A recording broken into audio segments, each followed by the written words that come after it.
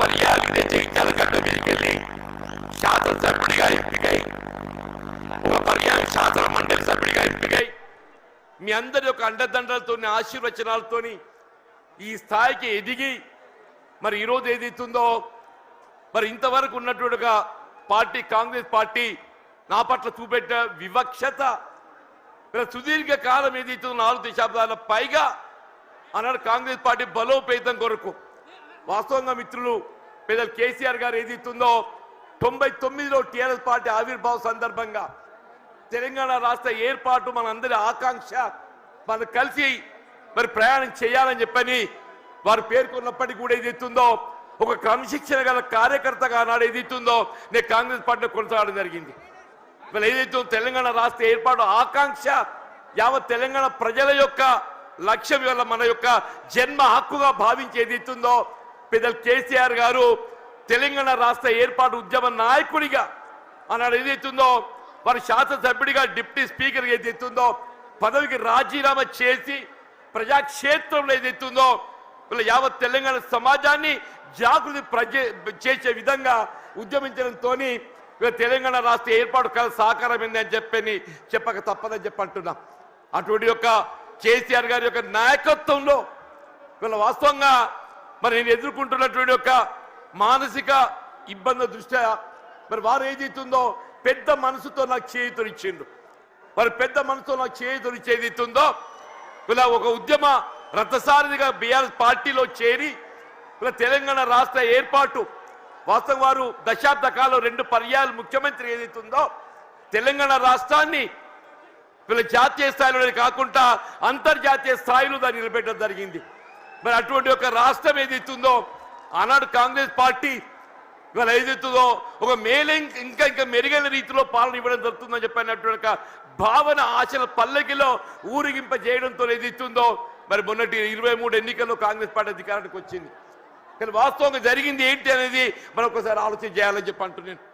వారు ఆరంభించిన ఒక పథకాలకు ఇవాళ వాటికి ఏదైతుందో మెరుగైన రీతిలో దాన్ని అమలు చేయడం పక్కన పెట్టండి.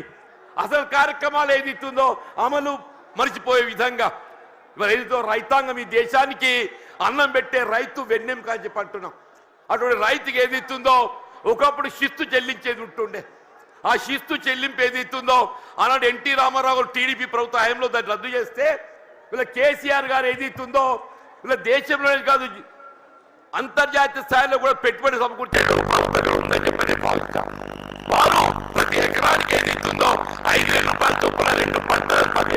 పెట్టుబడి అందింపజేసే విధంగా కార్యక్రమాలు అమలు తలపెట్టడం జరిగింది. ఇవాళ కాంగ్రెస్ పార్టీ వస్తే 15,000 ఇస్తామని చెప్పామే. ఇలా 15,000 కాదు కదా, అసలు 10,000 అమలు 3 పంటలు కోల్పోయినామని చెప్పి అంటున్నాం. ఇలా రబ్బీ పంటకు వచ్చిందే మనం అందరం గమనిస్తున్నాం. ఇలా 1 ఎకరానికి ఇచ్చారు అంటున్నారు 6,000 రూపాయలని చెప్పని. ఇలా 2వ పంట కేసీఆర్ గారి వాళ్ళు జగిత్యాల పట్టణాలకు వస్తుందని చెప్పని ఇలా ఏదైతే 2వ ఎకరా కూడా మేము ఇస్తామని చెప్పని మళ్ళీ ప్రకటన చేయడం జరిగిందని చెప్పి అంటున్నాం. మనం ఏ కార్యక్రమాన్ని తీసుకుందని చెప్పి అంటున్నాను. నేను కళ్యాణ లక్ష్మి ఆడబిడ్డల పెళ్లికి తోడ్పడే విధంగా ఏదైతున్నదో వారు 50,000 నుండి ఆరంభింపజేసి 1,00,000 రూపాయల ఆర్థిక సాయం అందింపజేయడం అని చెప్పి అంటున్నాం. కాంగ్రెస్ పార్టీ ఏదైతుందో తులం బంగారం జోడిస్తామని చెప్పన్నారు. మరి తులం బంగారం ఏమైందో మరి ఎవరికైతే కళ్ళ రాలేదని చెప్పి అంటున్నాను. మీరు ఏ కార్యక్రమం తీసుకోండి అని చెప్పండి. రైతు బీమా పథకం అని చెప్పి అంటున్నాను. మీరు ప్రసూతి వైద్య సదుపాయం కొరకు ఏదైతుందో ఒక తల్లికి అండగా నిలవాలి, పాపకు అండగా నిలవాలని చెప్పని కేసీఆర్ కిట్ అమలు చేసి తలపెట్టడం చెప్పి అంటున్నాను. ఇలా బలహీన వర్గాలకు అండగా నిలిచే విధంగా అది ఏ వర్గమే కానివ్వండి కాక వారి తోడు నిలిచే విధంగా కార్యక్రమాలు అమలు చేసి తలపెట్టడం జరిగిందని చెప్పి అంటున్నా. మరి అటువంటి ఒక నాయకుడు మరి బీఆర్ఎస్ పార్టీ అధ్యక్షుడు తెలంగాణ రాష్ట్ర ఏర్పాటు ఉద్యమ నేత ఆధ్వర్యంలో ఏదైతుందో ఇవాళ నేను ఏదైతుందో బీఆర్ఎస్ పార్టీలో చేరి వారి నాయకత్వం పనిచేసే అవకాశం నాకు కల్పించినందుకు ఏదైతుందో నేను వారికి హృదయపూర్వకంగా ధన్యవాదాలు చెప్తామని చెప్పంటున్నాను. మరి ఏదైతుందో వాస్తవంగా ఇవాళ వేదిక చూస్తుంటే మా మిత్రుడు రమణ గారు గతంలో ఈ ప్రాంతానికి ప్రాతినిధ్యం వహించిన శాసనసభ్యుడిగా పార్లమెంట్ సభ్యుడిగా ఎంపికైండు, శాసన మండలి సభ్యుడిగా కొనసాగుతుండు. ఇలా వారితో కలిసి పనిచేసేట ఒక ప్రయాణం చేసే అవకాశం నాకు లభించాలని చెప్పి అంటున్నాం. సోదరి దావ వసంత గారు వీళ్ళ జగిత్యాల జిల్లా మొట్టమొదటి జిల్లా ప్రజా పరిషత్ అధ్యక్షురాలిగా ఈ ప్రాంతానికి సేవలు అందించిందని చెప్పి అంటున్నా. మా మిత్రుడు గంగుల కమలాకర్ గారు గతంలో మంత్రివర్గిగా కరీంనగర్ శాసనసభ్యుడిగా సేవలు అందించిందని చెప్పి అంటున్నాం. మా సోదరుడు కౌశిక్ రెడ్డి గారు అని చెప్పి అంటున్నాను. మా మిత్రుడు విద్యాసాగర్ రావు గారి యొక్క తనయుడు సంజయ్ విద్యాసాగర్ రావు గారి తనయుడు సంజయ్. మరి సంజయ్ అంటే వేరే అనుకునేదని చెప్పంటున్నా ఆయన. ఈ సంజయ్ వేరు. ఈ సంజయ్ ఏదైతుందో అకుంఠిత దీక్షతో ప్రజాసేవ చేయాలనే సంకల్పంతో కేసీఆర్ నాయకత్వం కొనసాగుతున్నట్టు మా మిత్రుడు విద్యాసాగర్ రావు గారి తనయుడు అని చెప్పంటున్నాం. వీళ్ళ జిల్లా బీఆర్ఎస్ పార్టీ అధ్యక్షుడు విద్యాసాగర్ రావు గారు మా అందరినీ సమన్వయం చేస్తాను ముందుకు వచ్చినటువంటి ఒక సోదరుడు పల్లా రాజేశ్వర రెడ్డి గారు, ఇక వేదికపై ఉన్నటువంటి ఒక శాసన మండలి సభ్యులు, ఇవాళ ఇంకా ఇతర మిత్రులు అందరూ కూడా అందరికీ నేను చేతులెత్తి నమస్కరిస్తున్నాను చెప్పి అంటున్నాను.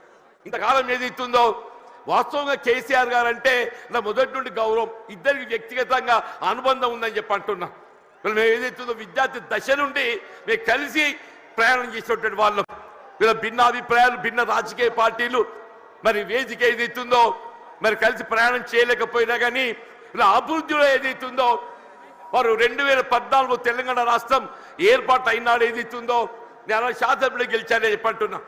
నాపై గౌరవంతో నాకు ఇప్పటికి గుర్తు చేస్తున్నా. మీకు అన్న బోర్లపల్లి వంతెన అని చెప్పంటు నేను గోదావరి నదిపై వంతెన నిర్మాణం చేస్తే అటు ఆదిలాబాద్ ఇటు ఉమ్మడి కరీంనగర్ జిల్లాలు కలిసి ఏర్పడతాయని చెప్పని ఒక విజ్ఞప్తి చేయడంతోనే వీళ్ళ మొట్టమొదటి ఉమ్మడి కరీంనగర్ జిల్లాలో వాళ్ళ మంజూరు చేసినటువంటి ఒక పథకం బోర్నపల్లి ఒక వంతెన అని చెప్పంటాం.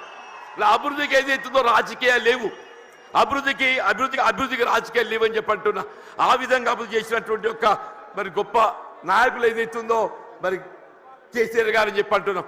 మిత్రుడు కొప్పుల ఈశ్వర్ గారు ఏదైతుందో ధర్మపురి శాసనసభ్యుడిగా వీళ్ళ మంత్రి వర్యుడిగా చెప్పంటూ నేను వాళ్ళు ఏదైతుందో రోడ్లవాగు ఆధునీకరణ వారి యొక్క ఈ ప్రాంతం అంతా సస్యశ్యామలం కావాలని చెప్పంటే ఆ ఆధునీకరణతో అది సాధ్యమవుతుందనే ఒక భావనతోని మరి కొప్పుల ఈశ్వర్ గారు ఏదైతుందో మరి కేసీఆర్ దృష్టి తీసుకెళ్లడం, వారు ఏదో మంజూరు చేయడం, మరి ఏదైతే ఉందో మన మొత్తం ప్రాంతం జగిత్యాలే కానీ ధర్మపురి కానీ చెప్పంటున్నాం. జగిత్యాల, ధర్మపురి, కోరుట్ల, వేములవాడ, చొప్పదండి మనంతా అన్నదమ్ముల్లాగా జగిత్యాల జిల్లాలో కలిసినటువంటి వాళ్ళని చెప్పంటున్నాం. ఇలా అభివృద్ధికి సంకేతం బీఆర్ఎస్ రాజకీయ పార్టీ అని చెప్పంటున్నాను.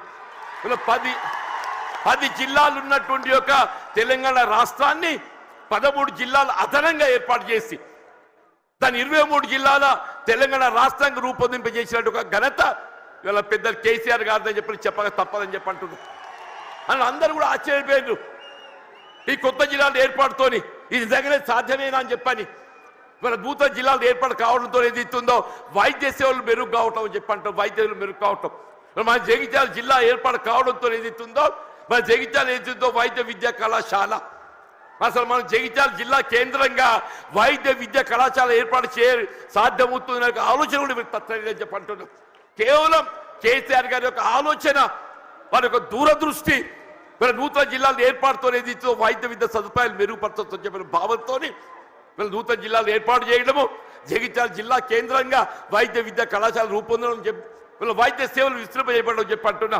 భవిష్యత్తులో సూపర్ స్పెషాలిటీ వైద్య సేవలు మనం పొందబోతున్నాం అని చెప్పంటున్నా. అదే విద్య రాజ్యాంగం కల్పించిన హక్కు అని చెప్పంటున్నా.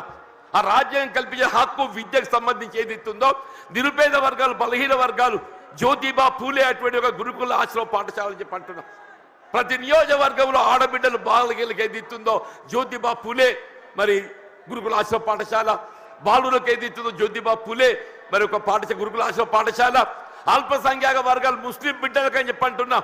ఎన్నడూ ఊహించినటువంటి ఒక విద్యా సదుపాయాలు కల్పించాలని చెప్పని ఇవాళ ముస్లిం బిడ్డలకు ఏదైతుందో అల్పసంఖ్యాక వర్గాలకు ఏదైతుందో మైనారిటీ స్కూల్స్ ఏర్పాటు చేయడం, ఎస్సీ ఎస్టీ అని చెప్పంటూ నేను ఇలా వాస్తవంగా తెలంగాణ రాష్ట్రానికి గిరిజన బిడ్డలు ఏదైతుందో బీఆర్ఎస్ పార్టీ మనం కూడా చెప్పంటూ నేను జనాభా ప్రాతిపదికన కల్పించాల్సిన ఒక రిజర్వేషన్ సౌకర్యం తెలంగాణ రాష్ట్రం ఏర్పాటుతో ఏదైతుందో ఇలా గిరిజన జనాభా తెలంగాణ రాష్ట్రంలో కేంద్రీకృతం కావడంతో ఆ గిరిజనులకు అంతవరకు ఉన్నట్టు 6% రిజర్వేషన్ 10% పెంచి అని చెప్పంటున్నా. ఇలా విద్యా ఉద్యోగాలలో గిరిజన బిడ్డలు వాళ్ళ లంబాడా కానివ్వండి, ఆదివాసీ కానివ్వండి, ఎవరికైనా ఏదైతుందో వారి భవిష్యత్తు నిర్దేశించినట్టు ఒక గొప్ప మరి నాయకత్వం కేసీఆర్ గారు అని చెప్పక తప్పదని చెప్పంటున్నా. ఇలా వాస్తవంగా ఈ దేశానికి ఏదైతుందో అన్నం పెట్టే రైతుకు సాగునీరు కావాలని చెప్పంటున్నా.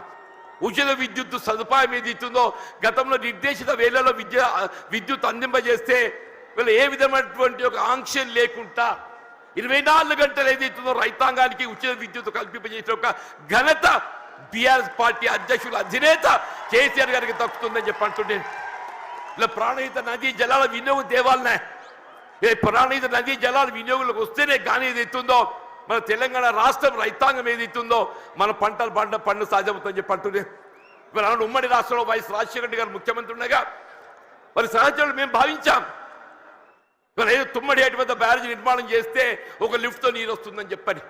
కానీ మహారాష్ట్ర ప్రభుత్వం ఏదైతుందో వాళ్ళు సహకరించలేకపోవడంతో 152 మీటర్ల ఎత్తుతో నిర్మాణం చేయాలని తలపెట్టినట్టు బ్యారేజ్ 145 మీటర్ల ఎత్తుతోనైనా కానీ ఇదే పెద్ద కేసీఆర్ గారు ఏదైతుందో మహారాష్ట్ర ప్రభుత్వం ఒప్పందం చేసుకోవడంతో పాటుగా దిగువ 100 మీటర్ల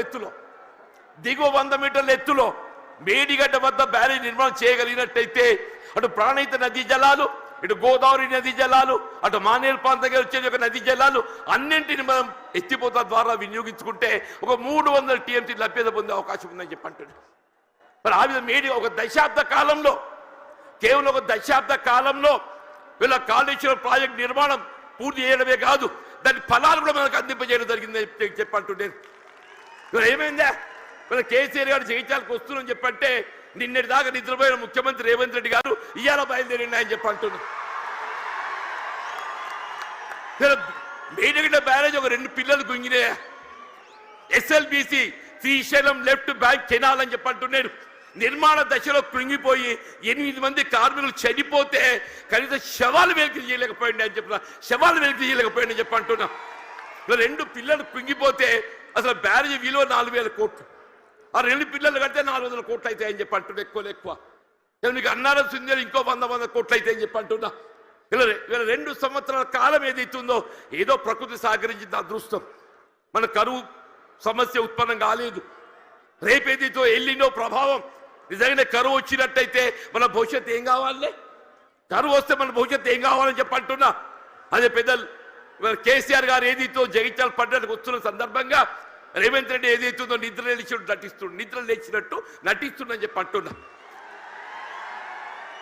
ఇక తుమ్మడి బ్యారేజ్ అటే పోయిందా? నీకు నిజంగానే సిన్సియారిటీ ఉంటే వీళ్ళ 3 సంవత్సరాలు గడుస్తుందా తుమ్మడి బ్యారేజ్ నిర్మాణం చేయగలుగుతూ కదా, ఎందుకు చేయలేకపోయినా చెప్పి అంటున్నాను.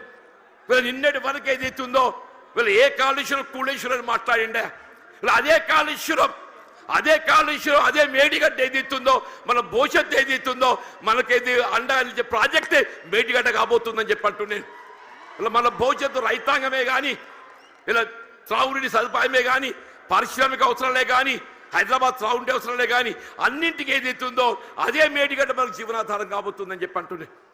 వాస్తవం చెప్పాలంటే ఇలా కేసీఆర్ గారి యొక్క విజన్, వారి యొక్క దూరదృష్టి, మరి తెలంగాణ రాష్ట్ర ఏర్పాటు సాధన కొరకు మరి ఉద్యమించినాడు కరీంనగర్ జిల్లా కేంద్రంగా వారు టీఆర్ఎస్ ఆరంభింపజేయడం జరిగిందని చెప్పి అంటున్నారు. అందరు ఆశ్చర్యపోయిండు. ఇదేంటి అందరూ మర్చిపోయిన తెలంగాణ నినాదం ఈయన లేవనెత్తుతుందని చెప్పారు. ఒంటరి పోరాటం ఆయన ఒక్కడు బయలుదేరితే యావత్ తెలంగాణ సమాజం ఆయన వెంట నడిచిందని చెప్పి అంటున్నారు. యావత్ తెలంగాణ సమాజం ఆయన వెంట నడిచి తెలంగాణ సాధ్యమైందని చెప్పి అంటున్నాం. అదే తెలంగాణ రాష్ట్ర నిర్మాణం కొరకు ఏదైతుందో దశాబ్ద కాలం పాటుపడ్డారు. ఇలా కాంగ్రెస్ వచ్చి ఏదో మేలు చేస్తా చెప్పి అనుకున్నామే, అది పక్కన పెట్టిండే. ఇలా తిరోగమన చర్యగా ఏదైతుందో తిరోగమనం పడుతుంది. మళ్ళీ తెలంగాణ రాష్ట్ర పునర్నిర్మాణం కావాలని చెప్పంటే కేసీఆర్ గారి యొక్క నాయకత్వం మాత్రమే తెలంగాణ రాష్ట్రాన్ని పునర్నిర్మాణం చేయగలుగుతామని చెప్పి అంటున్నాను. మీరు ఎక్కడ ఏ పల్లె కనపడి చెప్పిన ఒకటే నినాదం వస్తుంది, రేవంత్ రెడ్డి పోవాలి, కేసీఆర్ గారు రావాలి. ఒకటే నినాదం, రేవంత్ రెడ్డి గారు పోవాలి, కేసీఆర్ గారు రావాలి. కాంగ్రెస్ పోవాలి, బీఆర్ఎస్ రావాలి. అంటే ఏంటి? ప్రతి పల్లె గుండెల్లో ఏదైతుందో ఇవాళ ఈ నినాదం కేసీఆర్ గారు ఇవాళ వస్తుంటే నిజంగా చెప్తున్నా మొత్తం కూడలని యువత ఉత్సాహం కేరింతలు చూస్తుంటే మళ్ళీ తెలంగాణ రాష్ట్ర ఏర్పాటు ఉద్యమ దినాలు గుర్తుకొస్తాయని చెప్పంటున్నా. ఆనాడు తెలంగాణ రాష్ట్ర ఏర్పాటు ఉద్యమ సమయంలో కేసీఆర్ గారు నడుస్తుంటే యువత కేరింతలు ఏ విధంగా ఉండేనో ఇవాళ కేసీఆర్ గారు జగిత్యాల పర్యటన ఏదైతుందో మళ్ళీ అదే కేరింతల ఉత్సాహం యువతలో కనబడుతుందని చెప్పంటున్నాను. వీళ్ళు అదే కేసీఆర్ గారి యొక్క నాయకత్వం తెలంగాణ రాష్ట్ర పునర్నిర్మాణానికి వీళ్ళ మనకి ఏకైక నాయకత్వం కేసీఆర్ గారు అని చెప్పక తప్పదని చెప్పంటున్నారు. ఇలా వారి ఆధ్వర్యంలో పనిచేసే అవకాశం నాకు లభించడం ఇలా వాస్తవంగా ఇద్దరం కూడా ఈ ఒకరి పట్ల ఒకరో అభిమానం కలిగి ఉన్నామే. కానీ ఏదైతుందో కలిసి ప్రయాణం చేసే అవకాశం కొంతకాలం వచ్చింది. 2004-9 మధ్య కాలంలో ఇద్దరం కలిసి ప్రయాణం చేసినాం, ఎన్నికల్లో కలిసి పోటీ చేసినాం. కానీ ఏదైతే కాంగ్రెస్ పార్టీ ఏ తెలంగాణ రాష్ట్ర ఏర్పాటు లక్ష్యంగా మరి ఎన్నికల ఒప్పందం కుదుర్చుకోవడం జరిగిందో, ఆ తెలంగాణ రాష్ట్ర ఏర్పాటు ఏదైతుందో జాప్యం చేయడంతో, కొంత నీరుగార్చి పెద్ద చేయడంతో ఏదైతుందో వారు అనాడు కేంద్ర మంత్రి పదవి త్యాగం చేసి, కేంద్రంలో మంత్రి పదవి త్యాగం చేసి రాజీనామా చేసి పార్లమెంటు ఉప ఎన్నికలు వారు వస్తే మరి కాంగ్రెస్ పార్టీ పక్షాన అసలు ఛాలెంజ్ ఇచ్చినోడు పక్కకు వేయండి, అసలు ఛాలెంజ్ ఇచ్చినోడు పక్కకు వేయండి. కేసీఆర్ గారిని ఎదుర్కోవాలంటే మామూలు విషయం కాదు, కేసీఆర్ ఎదుర్కోవడం మామూలు విషయం కాదు అంటూ నేను అన్నాడు. ఏదైతే ఇదే కాంగ్రెస్ పార్టీ నన్ను దొరకబట్టి ఆయన ముందు నిలబెట్టిందా, నన్ను దొరకబెట్టి వారి ముందు నిలబెట్టిందని చెప్పంటున్నా. ఇక ఏం చెప్పాలి, నా కోస ఏం చెప్పాలని చెప్పంటూ నేను అంటే నిజంగానే వారిని అడ్డుకోవడం సాధ్యమేనానే? వారికి ఎందుకు ఒక లక్ష్యం ఉంది, తెలంగాణ రాష్ట్ర ఏర్పాటు లక్ష్యం ఉందని చెప్పంటున్నా. ఆ లక్ష్యాన్ని అడ్డుకోవడం సాధ్యమేనని చెప్పంటున్నాను. అది ఎవరితో సాధ్యం కాదు. వారు ఏది 2 పర్యాయాలు ఉప ఎన్నికలు గెలిచి యావత్ తెలంగాణ సమాజాన్ని జాగృతి చేసి తెలంగాణ రాష్ట్రాన్ని సాధించడం జరిగిందని చెప్పంటున్నాను. మరి అటువంటి కమిషనర్ గల కార్యకర్తను నేను, అటువంటి కమిషనర్ గల కార్యకర్తను యావత్ తెలంగాణ రాష్ట్రం ఆశ్చర్యం, ఇదేందా జీవన్ రెడ్డి మరి ఏం చేయాలని ఆయన 20 మాసాలు ఏదైతే నా ఉసురు పోసుకుంటారు, మీరు 20 మాసాలు ఉసురు పోసుకున్నారని చెప్పంటున్నా. నేను ఇంతకాలం ఈ మానసిక క్షోభ నేను భరించాలని చెప్పంటున్నాను. సాధ్యమే అని చెప్పండి అన్న చెప్పంటు నేను 4 దశాబ్దాలు కాంగ్రెస్ పార్టీ బలోపేతం కొరకు అకుంఠిత దీక్షతో ఏదైతుందో నేను పోరాటం చేసి నేను పాటుపడితే చివరికి దక్కింది ఏందే, చివరికి దక్కింది ఏంటి అని చెప్పంటు నేను. ఆల్రెడీ ఈ వాయిస్ లోపల నాకు ఈ గోసేంది అంటూ నేను ఇవాళ 75-76 సంవత్సరాలు వచ్చినాయి అంటున్నా. నా జీవితం చివరి దశ చేరుకుందని చెప్పంటున్నా. నా జీవితం చివరి దశలో ఏదైతుందో నాకు ఈ మానసిక క్షోభ ఏంటి అని చెప్పంటున్నాను. ఇవాళ కేసీఆర్ గారు పెద్ద మనసుతో ఏదైతుందో మరి నా చేయూత నాకేదైతే చేయి అందించి నాకు అండా నిలుచుండని చెప్పంటున్నాను. అదే 4 దశాబ్దాల కాలం కాంగ్రెస్ పార్టీ సేవలో, కాంగ్రెస్ పార్టీ నిర్మాణంలో నేను పాటుపడితే నా చివరి దక్కింది అయింది. మళ్ళీ కేసీఆర్ గారే చెప్పంటున్నాను పెద్ద మనసుతోని గతంలో ప్రత్యర్థులు ఒక భావన రానియకుండా గతంలో ప్రత్యర్థులు పోటీ చేసుకున్నప్పటికీ కూడా ఏదైతుందో అది భిన్న రాజకీయ పార్టీ యొక్క ఆలోచన విధానం కానీ ఆ జీవన వ్యక్తిగతంగా ఏదైతుందో విలువలు కట్టుబడే ఒక వ్యక్తిత్వం కాబట్టి అది ఒక భావనతోని వారు నాకు చేయూత అందించింది. అంత గొప్ప మనసు అని చెప్పంటున్నాను. దయచేసి ఇలా జగిత్యాల గడ్డ నేనేదో ఆశించి కాదు నాయన, నేను అన్ని చూసిన నేను చూడని ఏమీ లేదు. ఈ 4 దశాబ్దాల కాలంలో చూడని ఏమీ లేదు. ఇవాళ ఒకటి ఇవాళ రాష్ట్రాన్ని పట్టుకుని శని పీఠ విరగడ కావాలని చెప్పంటు ఒకే ఒకటి ఈ రాష్ట్రాన్ని పట్టుకుని శని పీఠ విరగడ కావాలని చెప్పంటున్నా. ఆ శని పీఠ విరగడ కావడానికి కొరకు ఏదైతుందో కేవలం కేసీఆర్ గారి యొక్క నాయకత్వంతో మాత్రమే సాధ్యమవుతుంది. ఒక భావనతో ఏదైతుందో ఇవాళ కేసీఆర్ గారి యొక్క నాయకత్వంలో బీఆర్ఎస్ పార్టీ చేరదొరుకుతుందని చెప్పంటు. దయచేసి ఇంతకాలం నాకు అడ్డగా నిలిచిందా మీరు? నిజంగా మీ అందరికీ నా శేష జీవితం మీ అందరికీ నీ సేవ చేసి రుణం తీసుకోలేని చెప్పంటున్నాను. వీళ్ళ కేసీఆర్ గారి యొక్క నాయకత్వంలో వీళ్ళ ఉమ్మడి కరీంనగర్ జిల్లానే కాదు యావత్ తెలంగాణ రాష్ట్రంలో గులాబీ జెండా ఎగరవేయటమే మనందరి ఒక లక్ష్యంగా మనం ముందు పోవాలని చెప్పంటున్నా. రాబోయే కాలం 119 స్థానాలు ఉంటాయి, ఎన్ని ఉంటాయో తెలియదు కానీ ఎన్ని స్థానాలు ఉన్నా అని ఉమ్మడి రాష్ట్రంలో కాంగ్రెస్ పరిస్థితి ఏ విధంగా మారిందో రేపు రాబోయే శాసన ఎన్నికల్లో మీకు 94 ఉప ఎన్నికల్లో కాంగ్రెస్ పార్టీ పరిస్థితి కంటే ఇక దీనంగా తయారైపోతుందని చెప్పకుండా మనం చూస్తామని చెప్పంటాం. అలా ఇట్ వాజ్ నాట్ బట్ 10% అలా ఇట్ వాజ్ నాట్ బట్ 10% అని చెప్పంటున్నా. ఇవాళ పరిస్థితి కూడా ఏదైతుందో రాబోయే కాలంలో ఇవాళ ప్రజాభిప్రాయం ఎవరైనా ప్రజాభిప్రాయానికి అనుగుణంగా పనిచేయాలి. రేపు ప్రజాభిప్రాయానికి అనుగుణంగా ఏదైతుందో కేసీఆర్ గారి యొక్క నాయకత్వం పనిచేయాలి. వాళ్ళు ఎప్పటికైనా ఒకటి కోరుకుంటుంది, అరే ఇంత మంచోని నేను ఇచ్చిపెట్టుండే ఏందే, అరే నిజంగా ఆలోచిస్తే కూడా ఆశ్చర్యం కలుగుతుందా? ఆయన నాకే పగోడు కాదు, మేము గతంలో కలిసి ప్రయాణం చేసినాం. వారి జీవితం విద్యార్థి దశలో ఏదైతుందో ఇదే జగిత్యాల అంగడి బజార్లో గడిపిందని చెప్పంటున్నా. జగిత్యాలకు కేసీఆర్ గారికి ఉన్న ఒక అనుబంధం ఏదైతుందో ఇప్పటి తరాన్ని తెలియకపోవచ్చు, కానీ కేసీఆర్ గారి ఒక బాల్య జీవితం ఏదైతుందో జగిత్యాలతో ముడివేసుకుందని చెప్పంటున్నా. అటువంటి కేసీఆర్ గారు ఏదైతుందో ఆనాడు తాడిత పీడిత వర్గాలు ఏదైతుందో వీళ్ళ వారి యొక్క హక్కుల సాధన కొరకు జగిత్యాల చైత్ర యాత్ర ఏదైతే ఇదే గడ్డ మీదకి వెళ్ళి ఇదే సమావేశ స్థలికి వెళ్ళి ఆరంభింపజేసి చెప్పట్టుడు కేసీఆర్ గారు కూడా చెప్పిండ్రు వారే అన్నారు అది మనం 70లో ఒకసారి ఏదైతుందో ఆనాడు జగిత్యాల చైత్ర యాత్ర చేసిన చూడండి అదే జాగ్రత్త పెట్టాలన్నయ్య మన స్ఫూర్తి మనం వినిపించాలని చెప్పిండ్రు వారి ఆలోచనకు అనుగుణంగా ఏది ఇస్తుందో కేసీఆర్ గారి ఒక చైత్ర యాత్ర ఇదే జగిత్యాల గడ్డ నుండి ఇదే కేంద్రానికి వెళ్ళి వారు పిలిపిస్తున్నారని చెప్పంటున్నారు ఇలా రాష్ట్రంలో గులాబీ జెండా ఎగరవేయడం కేసీఆర్ గారిని తిరిగి ముఖ్యమంత్రిగా ఏది ఇస్తుందో నెలగొని వారు ఏర్పాటు చేసుకొని ఈ రాష్ట్ర పూర్తిగా తోడ్పడడం మన ఏకైక లక్ష్యంగా పనిచేయాలి మరి ఆ విధంగా పనిచేసే అవకాశం కల్పించినందుకు మరి హృదయపూర్వక ధన్యవాదాలు చెప్తామని చెప్పండి వాస్తవంగా ఏది ఇస్తుందో కేటీఆర్ గారు హరీష్ రావు గారు వాళ్ళు రావాల్సిందే వారికి వేరే బాధ్యత అప్పగించడంతో మరి కేటీఆర్ గారు హరీష్ రావు గారు రాలేకపోయిండ్రు వాస్తవంగా ఈ సభ సమావేశం ఏర్పాటు చేయడంలో చొరవ చూపెట్టింది కేటీఆర్ గారు హరీష్ రావు గారు అని చెప్పి అంటున్నా కేసీఆర్ గారి యొక్క ఆలోచన విధానానికి అనుగుణంగా దీన్ని రూపకల్పన చేసింది కేటీఆర్ గారు హరీష్ రావు గారు అని చెప్పి అంటున్నారు ఏదైనా కానీ నేను ఎక్కువగా అంటే ఎందుకంటే మీ అందరికీ కేసీఆర్ గారిని వినాలని ఉందా అందరూ అనుకుంటూ వీడైందా నడవ ఎంతసేపు నిలబడతారని చెప్పాను ఇప్పుడు జీవన్ రెడ్డిని ఎప్పుడు చూసినాడు ఇటు కొత్త కాదు కదనే నేను పేరు ఇంటికెళ్ళి నల్లగున్నప్పటికెళ్ళి చూసిదా మొత్తం ఇంటికలు అన్ని నెరిసిరయ్యాలి ఒక్క నల్లెట్టుగా దొరకదట్లేదు అన్నట్టు అటువంటి జీవన్ రెడ్డి గురించి ఏదైతుందో వీళ్ళు ఇక్కడ తెలియని పౌరులు లేడు జగిత్యాల గడ్డతో నాకున్న అనుబంధం అలాంటిది ఆత్మీయత అలాంటిది అని చెప్పి అంటున్నా నా భావి జీవితం శేష జీవితం ఏదైతుందో కేసీఆర్ యొక్క నాయకత్వం లోపల తిరిగి ఏదైతుందో బీఆర్ఎస్ పార్టీ ప్రభుత్వం అధికారం రావటం ఏకైక లక్ష్యంగా ఏదైతుందో మన అంతా నడుము బిగించాలని చెప్పి కోరుతూ నేను సెలవు తీసుకుంటున్నా జై హింద్ జై తెలంగాణ జై తెలంగాణ జై తెలంగాణ కేసీఆర్ గారి యొక్క నాయకత్వం కేసీఆర్ గారి యొక్క నాయకత్వం కేసీఆర్ గారి యొక్క నాయకత్వం థ్యాంక్ యూ